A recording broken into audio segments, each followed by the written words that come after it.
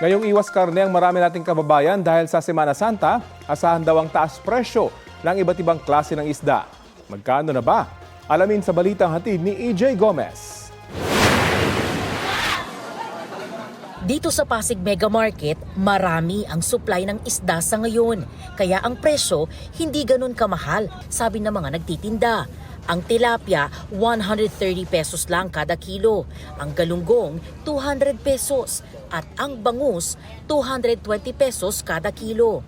Ibinebenta naman ng 360 pesos kada kilo ang dalagang bukid at hasa-hasa. Ang talakitok, maya-maya, bisugo at pampano mabibili sa 400 pesos kada kilo. Matumal pero ang presyo hindi nagbabago. Tuloy-tuloy pa rin. Supply ng tilapia sa bangus, hindi kinakapos. Ayon sa mga nagtitinda ngayong linggo, nasa 5 pesos hanggang 40 pesos ang posibleng itataas sa presyo kada kilo depende sa klase ng isda dahil na rin sa pagtaas ng presyo ng produktong petrolyo. Ang supply, sapat naman daw. Kasi sa ngayon maraming dumarating. Tumaas na rin ng konti. Pero baka sa susunod na araw mas mataas na. 40 pesos bawat kilo. Ang mamimiling si Jay, boneless bangus at galunggong ang pinamalengke ngayong araw para pang-ulam ng kanyang pamilya. Mura pa raw sa kanya ang mga isda sa ngayon. Kaya pa naman sa bulsa. Opo, isda. Bawal po kasi yung karne.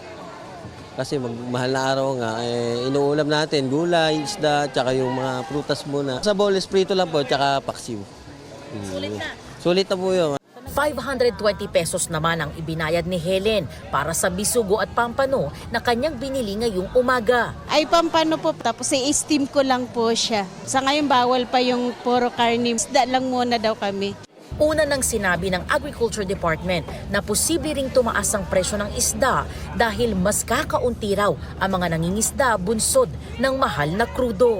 Ayon sa mga nagtitinda, posibleng sa Miyerkules ang peak o ang araw na pumalo sa pinakamataas na mga presyo ang isdang kanilang ibinebenta sa Pasig Mega Market. EJ Gomez, nagbabalita para sa GMA Integrated News.